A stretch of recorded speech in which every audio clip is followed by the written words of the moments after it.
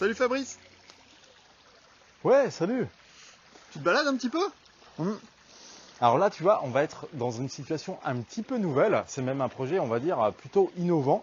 On est au bord d'une rivière, comme on le voit, et ben, on va être dans un boisement, dans le début d'un jeune boisement qui va être alimentaire. Donc en fait, on est en train de créer une ripisylve. Une ripisylve, c'est une forêt le long des cours d'eau. Une ripisylve nourricière.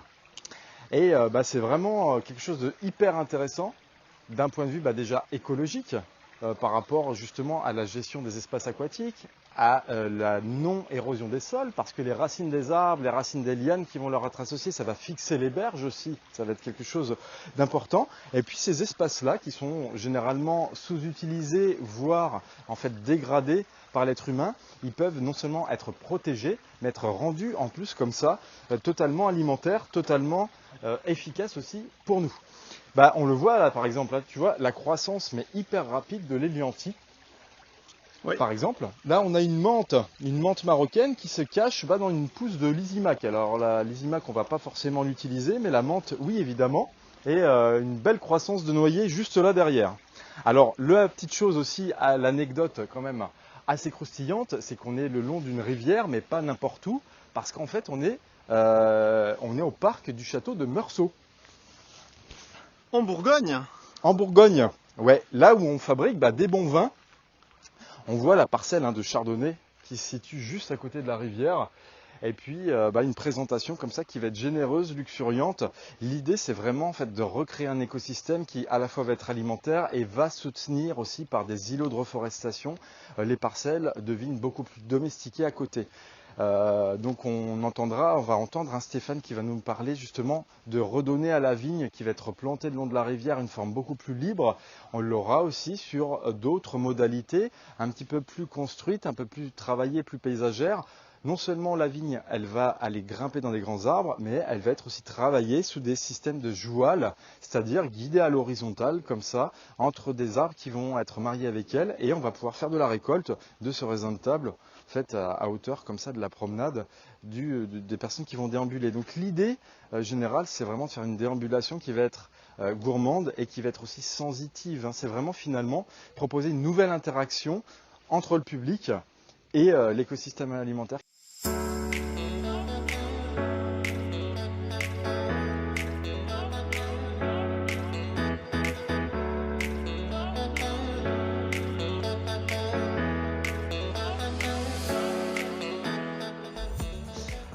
Bonjour Stéphane.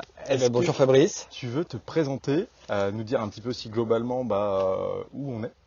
Écoute, on a la chance, tu vois, d'être dans un cadre absolument incroyable. On est au château de Meursault. Ouais. Château de Meursault, c'est 1000 ans d'histoire, c'est des caves historiques absolument incroyables. Et puis c'est aussi la vigne du Clos du Château qui est juste à côté de nous, là, qui fait près de 8 hectares. C'est un des vins iconiques de la maison. Et on est au bord de cette rivière qui traverse l'ensemble du Clos et qui est un petit peu à l'origine de ta venue. Ouais. Oui, tout à fait. Donc, dans l'idée justement de faire une ripisylve, donc une forêt le long des cours d'eau, mais qui va être alimentaire et qui va avoir, on va dire, plusieurs objectifs. Donc, à ton sens, lesquels? C'est quoi l'intérêt justement d'avoir planté des arbres, des lianes, des herbacées, où tout ou presque va pouvoir se consommer et qui va résister à des moments d'inondation? On est vraiment sur un choix d'espèces évidemment qui est stratégique. Pourquoi tu penses que c'est un projet intéressant dans le domaine? Écoute, moi j'ai tout de suite été fasciné par ce que tu as fait, donc les gens pourront lire ton bouquin. On est vraiment dans une époque absolument incroyable de réchauffement climatique accéléré et nous, viticulteurs, agriculteurs, on constate tous les jours, on a des dates de vendange qui ont été avancées de 3 semaines par rapport à il y a une génération. Ouais. Bon, ça a des effets positifs, les raisins sont plus mûrs et tout, mais on voit bien qu'il se passe quelque chose d'anormal et que ça va très très très vite. Ouais. Et alors, oui, pardon. Tu as des problématiques aussi, problématiques sanitaires, par exemple sur la résistance aux porte-greffes. Voilà, on a des vignes qui ont manifestement de plus en plus de mal à supporter les écarts. Donc parce qu'on peut, tu vois là par exemple, après 2 années terriblement sèches et très très chaudes, ça fait un mois, on est le mois de juin, tout le mois de juin a été sous la pluie et on a une pression de champignons très exacerbée. Donc ces effets climatiques font qu'on a des séquences de chaud, de froid, de pluie, et qui font que la vigne a de plus en plus de mal. Et c'est pour ça que l'expérience de recréer en bord de rivière un milieu naturel. Là où la vigne, quand elle pousse naturellement, elle a les pieds dans l'eau et la tête au soleil. Et ton idée de remettre de la vigne à l'état sauvage, à côté de notre vigne domestiquée, ça nous a tout de suite séduit parce qu'on s'est dit peut-être que d'avoir une vigne en pleine forme, alors ce sont des raisins de table qui résistent aux maladies, mais on va avoir un système racinaire qui va certainement entrer en communion. On sait que les mycorhizes au niveau du sol aident beaucoup, donc c'est un petit peu ça qui a motivé notre démarche. L'idée, on va dire, de faire des îlots de reforestation comme ça, qui vont participer aussi, qui vont être attractifs pour des auxiliaires, qui vont pouvoir être hypothétiquement bénéfiques aussi pour le clos. On est sur une interaction, il me semble, quelque chose d'assez pédagogique avec justement le public qui vient en nombre au château. Ouais, tu vois ça un petit peu comment, cette déambulation, cet aspect, on va dire, un petit peu sensible de la démarche aussi. Eh bien, écoute, ce qui est très intéressant, c'est qu'on a déjà un petit peu testé progressivement, depuis qu'on a fait cette plantation, il y a près de 200 végétaux qui ont été plantés avec toutes les équipes. Oui.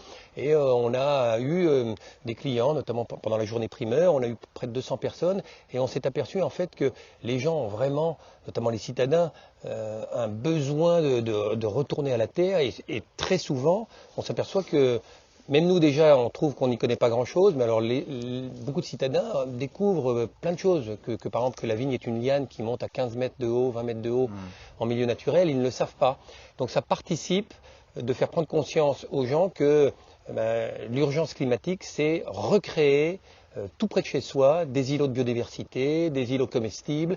Et voilà, le fait de penser que tout ce qu'on a planté, on peut le manger, ça paraît complètement dingue, mais c'est vrai. Alors, c'est ça qui est fou, tu en es la preuve vivante. Alors on espère qu'on pourra vraiment rapidement manger ces feuilles du cédrel de Chine ou tout ce que tu m'as fait découvrir qui est absolument passionnant. Ce qui est intéressant et que tu évoquais justement dans la discussion précédente, c'est que ça a été en fait planté en 2 journées. Hein, les 200 plantations ont été effectuées en 2 jours. Ça, c'est un petit peu aussi l'énergie, on va dire, du groupe, du collectif, avec énormément de personnes du château, d'employés qui ont plutôt l'habitude d'être sur des postes clés de communication, par exemple, de développement, de s'occuper du vignoble. Mais là, tout le monde s'est retrouvé. C'était quelque chose de vraiment génial à voir aussi, toute cette espèce d'énergie. Et tout le monde a eu les mains dans la terre et on sentait cette espèce d'envie de partager, d'union. C'était quelque chose de très fort aussi. Oui, parce que si tu veux, j'ai vraiment la conviction que on est vraiment à une période charnière. Il faut absolument accélérer fortement notre retour à la terre, c'est-à-dire retour aux soins de la terre. On a développé des techniques extraordinaires, des tracteurs de plus en plus puissants, mais on s'aperçoit finalement que à vouloir maîtriser trop, on a fait beaucoup de destruction, et notamment les sols. Tu vois, le château de Meursault est en conversion bio, donc on est ravis, on va pouvoir dire qu'on est bio. Oui. Mais j'ai aussi la conviction que c'est pas suffisant parce que en bio, on fait beaucoup de travail de sol et le travail du sol est quand même très destructeur. Alors on peut le faire mieux, moins souvent.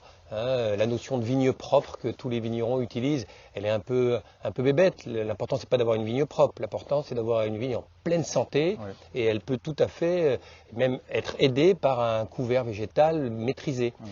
Donc c'est toutes ces techniques et tout ce projet autour de cette rivière qui va devenir comestible qui nous a passionnés. Et j'espère que dans 20 ans, on aura sur ces 500 mètres de rivière quelque chose de magnifique avec des lianes pleines de raisins de table qu'on pourra cueillir. Alors la production sera avant 20 ans, ça fait strictement aucun doute.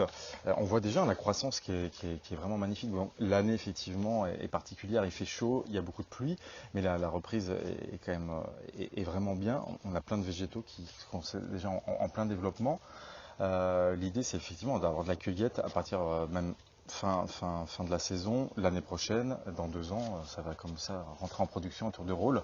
L'idée, c'est qu'on a aussi vraiment essayé d'intégrer ce qui était déjà présent le long de la rivière, toutes les repousses aussi de cornouiller, par exemple. On a intégré, on le voit bien, les ronces. Tout ça, ça participe aussi de ce que la nature a déjà mis en place et on vient justement apporter des touches complémentaires, une espèce de diversité qui est réfléchie comme ça et qui va faire une harmonie.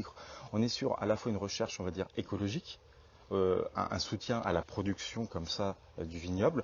On est aussi sur quelque chose du coup de sensitif pédagogique Et même d'esthétique. et d'esthétique. Voilà, il y a aussi cette recherche-là, effectivement, sur quel feuillage va entrer en harmonie avec les arbres du parc. Hein. On voit le cèdre au fond qui est absolument majestueux. Ce domaine qui est à la fois voilà, une sorte de force, d'histoire, de présence, et puis comment on peut harmoniser tout ça. Donc en espèce de rencontre, de fusion de tous ces objectifs. Et ça, c'était une présentation possible. Fabrice, moi, ce qui m'a beaucoup plu dans le projet, c'est notamment le fait d'imaginer à terme la vigne à l'état sauvage le long de cette rivière. Donc tu m'as conseillé de planter ces hybrides de raisins de table qui pourront grimper dans les arbres qu'on aura plantés. Et d'ici quelques années, en fait, on se baladera le long de la rivière et on aura la chance de voir à la fois une vigne totalement domestiquée, le Clos du Château, et ici une vigne, on va dire, pleine d'énergie avec une quantité de raisins phénoménale de toutes les couleurs, puisqu'on a planté des blancs, des rosés, des rouges.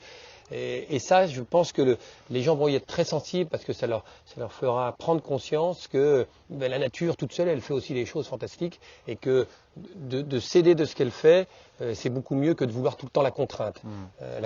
Donc ça, c'est un élément. Et si tu veux, tu peux m'emmener. On va aller voir. On va aller se promener un petit peu, voir justement comment ça a poussé, parce que bon, les plantations se sont faites tardivement. Hein, le projet. Et en avril, effectivement. En avril, c'est pas tellement les saisons où on va planter préférentiellement. Mais on voulait gagner un an. Tu te souviens, je t'ai dit, il faut qu'on gagne un an parce que le temps presse. Et puis garder l'énergie du projet, l'envie un petit peu du groupe, de tout ça, c'est quelque chose d'hyper important. Effectivement, de passer directement à quelque chose de concret. Et ben on va aller voir. Là, on est au début du mois de juillet, un petit peu la croissance de tout ça, ce qui s'est déjà mis en place. Et j'ai vu tout à l'heure une petite libellule là qui passait devant nous. On voit aussi toute la vie qui s'exprime à travers la vigne, à travers les arbres, à travers tout ce qui est présent. Là, on est vraiment sur une petite plage du Clou là, de la rivière. Il y avait rien hormis des plantes sauvages. Donc on voit la plantation par exemple de l'arbre à gutta-percha. L'arbre à gutta-percha, il faut quand même que tu expliques un peu parce que moi-même je ne connaissais pas avant de le découvrir. Un arbre chinois dont on va manger le feuillage du coup cuit. Et c'est aussi un arbre qui est hautement médicinal, donc il fait partie des 50 espèces essentielles de la pharmacopée chinoise. Et c'est un arbre. Hein. C'est amusant, on a l'habitude aussi sur l'aspect médicinal plutôt de valoriser des herbacées. Et l'aspect arbre médicinal, c'est pas très culturel chez nous. Alors lui, il en fait partie par exemple. C'est un arbre qui va faire quelle taille il va faire facilement, dans ce contexte idéal, il va pouvoir faire 15-20 mètres de haut, hein, ça c'est sûr. Donc il était tout petit, au mois d'avril, on le voit déjà la croissance qui est vraiment très très rapide. Là, tiens, tu vas peut-être goûter, me dire ce que tu en penses, Stéphane. Oh là là, tu me fais manger du lierre. Ah ben là, c'est expérimental, hein, bien évidemment. Alors tu sais que moi je ne recule devant rien, donc je mange bien sûr avec la tige aussi. Avec le pétiole, tu peux. Bon, dans une cuisine un peu plus élaborée, bien évidemment, on ne va pas forcément le mettre.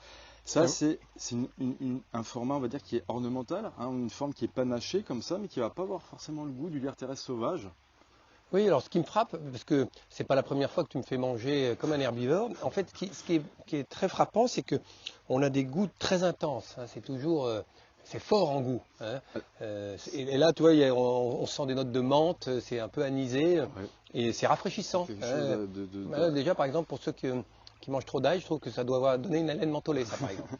Oui, en tout cas, voilà, il n'a pas le goût du lierre terrestre sauvage, il est différent, il est aussi, on va dire, une interaction un petit peu ornementale, donc il va s'étaler comme ça, puis on voit déjà l'aspect un petit peu multistrate, rien que de la couche des herbacées. Donc la bardane qui était déjà présente ici. Alors la bardane, oui, c'est incroyable, parce qu'elle se développe avec une force... Alors ça, c'est intéressant aussi, du coup, on l'évoquait tout à l'heure dans les problématiques de maladies fongiques. Ça pourrait être aussi, pourquoi pas, une éventualité de tester des purins de certains feuillages, soit d'herbes, soit aussi d'arbres. Tu sais qu'on le fait déjà, on fait des purins d'ortie, de la consoude. Voilà. On est de plus en plus, même si pour l'instant ça n'est pas encore fait à une échelle de tout le domaine, il y a déjà des domaines en Bourgogne qui utilisent ces tisanes et on connaît leur utilité. Ouais. Après, voilà, on sait l'usage, par exemple, de certains feuillages de plantes de la famille des Boraginaceae. Alors, on pourrait imaginer, hein, d'une façon complètement expérimentale, d'utiliser l'Eretia en français c'est Cabrier de Dixon, il a été aussi implanté le long de la ripisylve. C'est vraiment un arbre de la famille des bourraches, donc c'est une sorte de bourrache arborescente. On peut se dire, voilà, le feuillage de cet arbre, il va être intéressant sous forme de purin parce qu'on a cette propriété aussi de bioaccumulation du végétal, donc il va condenser les minéraux, et c'est aussi les minéraux qui vont être intéressants justement pour freiner le développement des maladies fongiques, donc si ça va capter par exemple du cuivre ou quelque chose comme ça qui va être en quantité. Alors, on avance un petit peu, là, le patoire chanvrine qui était présente, qu'on va respecter évidemment dans son apparition, qui va être intéressante pour les insectes. Alors ça, ce sont des choses qui ont été plantées. Donc on le disait tout à l'heure, hein, on a vraiment utilisé, on n'a rien effacé de ce que la nature a commencé à mettre en place. Là, on a du frêne, là, on a un noyer qui est venu, ils sont venus spontanément comme ça, en semis. Et bien, on va utiliser justement cette espèce de petite niche qui est déjà complètement parfaite pour l'implantation justement de la vigne. La vigne qui Là, était, c'est une vigne Isabelle. Alors, est-ce que tu peux nous en dire plus? Ouais, Les alors, raisins de quelle couleur? ce sont des raisins qui sont violets. Ce sont des raisins qui sont très aromatiques, hein. On décrit ça un petit peu sur des notes, on va dire, de fruits rouges, fruits un petit peu exotiques. C'est assez étonnant. Effectivement, quand le public le goûte, en tout cas dans la forêt gourmande, la plupart des gens adorent. Et en Amérique du Nord, ils les font sécher. Et ça fait des petits bonbons qui sont naturellement un petit peu acidulés, assez aromatiques. Et est-ce que tu peux nous en dire plus sur l'origine? Parce que on a planté quand même beaucoup de vignes le long de la rivière et Ouais. tu as accès au conservatoire. La logique, effectivement, des cépages qui ont été introduits, en tout cas dans ce secteur-ci, sont des cépages qui sont résistants aux maladies. C'est des cépages qui viennent aussi de plein d'endroits du monde. L'idée, c'est toujours la même, c'est de ne pas mettre tous ses œufs dans le même panier. C'est qu'il y a des vignes qui vont résister, qui vont être tardives, d'autres qui vont, voilà, qui est résistantes vraiment à des hautes températures. Hein, on pense à des cépages, par exemple, de Syrie, d'endroits qui sont vraiment, vraiment très chauds. On se doute que ces cépages-là vont complètement résister aux séquences de chaleur qui sont déjà présentes, puis qui vont se renforcer malheureusement dans les années à venir. On voit, hein, la croissance et puis la pleine santé en plus du végétal qui à des moments donnés il va être ombragé, hein, comme ça par les arbres qui sont autour et puis surtout les utiliser aussi comme support pour pouvoir grimper. On a associé la cucubale qui est une plante compagne de la vigne parce qu'elles vont pousser aux mêmes endroits. La cucubale, c'est un légume sauvage qu'on va manger, un équivalent, un substitut un petit peu de l'épinard, ça va être le feuillage cuit qu'on va pouvoir manger. Bon, c'est trop petit encore pour faire Voilà, la c'est cueillette, trop petit, mais sinon on cueillerait comme ça de la jeune pousse et des feuilles qu'on ferait cuire, et c'est quelque chose qui est vraiment, vraiment bon à manger. Donc là, on voit le plot de plastique, on pourrait s'étonner, se dire c'est pas forcément très esthétique. Alors pourquoi on a mis ça? C'est parce que il y a des herbivores, hein, si tu veux nous en parler, qui sont le long de la rivière. Au début, on doit avoir 1 ou 2 couples de ragondins. Qui sont, on voit là-bas, le long de la rivière, il y a des plages de gazon. En fait, le ragondin est un herbivore. Et on était très inquiets au début. On s'aperçoit finalement que, en protégeant les jeunes plants qui pouvaient les attirer, on les a protégés. On a finalement eu très peu de dégâts. Très peu de dégâts. Regarde, et on n'aurait pas un nid? On n'aurait pas un nid? On dirait presque. On dirait un nid. Hein. Ouais, je sais pas. Ça fait aussi un peu en bâcle, tu sais, avec la montée de l'eau. Je sais pas trop, ouais. J'ai l'impression que c'est un... Oui, je sais pas. En tout cas, voilà, ça fait une petite présentation aussi de cette communauté, on va dire végétale, qui évolue tout ensemble. On voit la cucubale qui se sauve comme ça dans la vigne qui, elle, va aller chercher le contact du frêne et du noyer. On est sur quelque chose qui, déjà, est biologiquement riche, visuellement attractif, et puis gustativement, par moments, surprenant. En tout cas, l'air terrestre, ça reste assez condimentaire. Hein. Oui, c'est condimentaire. On va aller voir ailleurs, si tu veux. Oui, je te suis. Alors Fabrice, là tu vois, là on est à côté du pommier du Kazakhstan. Alors, je suis très heureux parce que d'abord c'est moi qui l'ai planté celui-là. Je n'ai pas tout planté, mais celui-là j'en suis sûr. Je m'en rappelle. Il y avait un roncier énorme, on a débroussaillé, on a mis ce BRF, hein, ce bois raméal fragmenté, là, une couche très épaisse, au moins 15 cm, enfin, tout pour qu'il pousse le mieux, mais surtout le pommier du Kazakhstan, moi j'en avais beaucoup entendu parler déjà, et il y a toute cette légende autour des ours. Est-ce que tu pourrais nous en dire plus? Pourquoi ce pommier finalement assez rare est si intéressant? Ouais, alors on a l'impression en fait que c'est l'être humain qui a domestiqué les pommes. En fait, c'est totalement faux. On a des analyses ADN qui sont tombées en début des années 2010 et qui ont prouvé que tous nos pommiers, toutes les variétés anciennes de pommes, enfin tout provient en fait des forêts natives du Kazakhstan, de ces forêts ancestrales de pommiers kazakhs. C'est la coévolution entre les ours Oui, l'ours et les du pommiers. Kazakhstan, c'est des énormes ours, je crois. Hein. Exactement, qui grimpent, qui même d'ailleurs font un petit peu des lésions sur l'écorce, qui en tout cas laissent leur empreinte et vont pouvoir manger une récolte entière d'un pommier qui leur semble vraiment avoir des pommes goûtues, sucrées, et aller propager après les pépins comme ça un petit peu partout le long des forêts kazakhs. Ça veut dire que les ours ont sélectionné les meilleures pommes.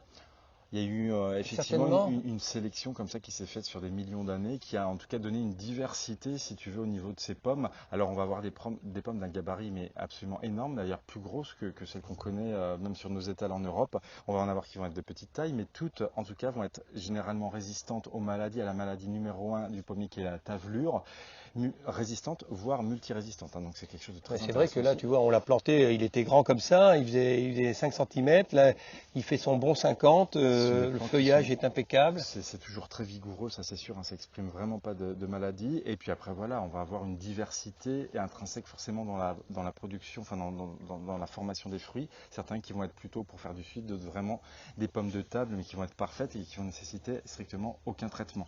Donc on est sur un sujet qui va être magnifique, hein, qui va faire facilement 15 mètres de haut. Ça peut faire de cette taille-là. Ouais, ce sont vraiment des Est-ce que beaux tu sujets penses qui qu'il vont faudra vivre. le tailler pour que les pommes soient accessibles ou... Elles vont chuter comme on le voyait d'ailleurs sur les pommiers de plein vent auparavant, partout dans nos campagnes, le long en fait des balades, le long des chemins partout, ces arbres de plein vent, et en fait on récoltait effectivement les pommes qui étaient tombées au sol. Il y avait un côté qui pouvait être talé, mais peu importe, on en faisait des compotes, on croquait le côté qui était sain, et puis on laissait le reste par exemple pour les insectes.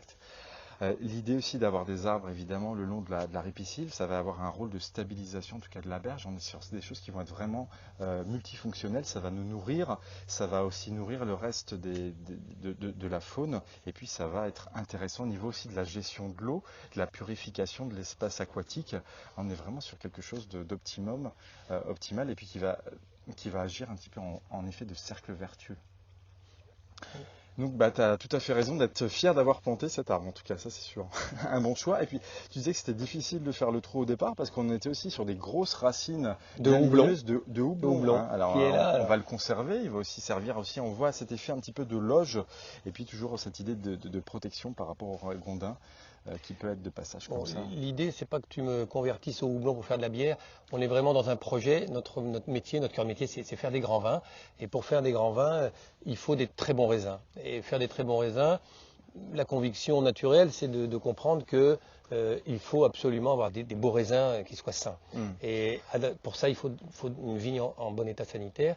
Et on s'aperçoit vraiment que la clé, il y a beaucoup de projets. Je lisais il n'y a pas longtemps un article sur Cheval Blanc qui fait une forêt domestique. On parle beaucoup d'agroforesterie, des arbres dans les vignes à Bordeaux. Nous, ici, on pense que plus on a de biodiversité, plus on a un milieu complet, plus on apportera en sous-sol, au niveau des mycorhizes et des échanges qu'on découvre de plus en plus complexes, qui sont absolument incroyables, on aura la capacité d'aider notre vigne domestiquée à faire des meilleurs raisins. Bien sûr, ouais. Et l'idée, ce sera peut-être un petit peu la conclusion, on va dire, de la vidéo, parce que vous recevez en fait énormément de visiteurs chaque année dans le domaine, dans le château. C'est quoi, c'est 15 000 visiteurs? Oui, dans une année normale, sans Covid, on atteint facilement 15 000 visiteurs. Alors, effectivement, la chance que l'on a avec le château de Meursault, c'est que les caves sont historiquement parmi les plus belles de Côte d'Or. Elles se visitent, on est ouvert toute l'année, le week-end. Et donc les gens, en fait, qui viennent ici, notre objectif, c'est de leur faire aimer la Bourgogne, de leur faire découvrir que faire des bons vins, ça ne se fait pas tout seul. C'est énormément de travail et c'est un travail de connexion avec la nature et qu'on est en fait toute l'année les pieds dans les vignes et qu'il faut absolument la travailler, faire en sorte qu'elle va bien. Alors toi en ce moment par exemple on a été dépassé par les événements, on a eu un mois de juin tropical, toutes les équipes de tous les domaines sont débordées, on court après la pousse et les gens ça ne se rendent pas compte que c'est très fragile, les équilibres qu'on a eu la chance d'avoir pendant des millénaires, ils sont en train de céder et qu'il est absolument essentiel que chacun à sa petite échelle fasse un effort pour justement préserver son petit bout de jardin chez lui, cultiver ses légumes. Et même ici, en Bourgogne, je suis convaincu que nos paysages qui ont été classés au patrimoine mondial de l'UNESCO, elles méritent encore plus de soins, et notamment toutes ces haies qu'on est en train de revoir apparaître, elles participeront de la préservation de notre terroir. Ouais, mais c'est sûr, il y a tout un éveil qui se met en place et ça se fait d'une façon, en fait, finalement, comme on l'a vu sur les 2 jours de plantation, d'une façon mais complètement joyeuse. L'énergie du groupe, et c'est complètement plaisant. C'est l'autre production aussi de Jardin Forêt, cette espèce d'effet de réunion. Et de gratification à travailler la nature. Et effectivement, ça participe aussi avec cette période de Covid où finalement les gens étaient très enfermés. Nous, on avait la chance de rester dehors et on voit arriver des gens qui sont vraiment en manque de connexion avec nos racines. Et nos racines, tu m'as beaucoup parlé, et ça m'avait passionné, de ces peuples qui vivent de la forêt, qui cultivent la forêt sur 80, 150 ans, qu'on commence à peine à redécouvrir, avec des strates sur plusieurs étages.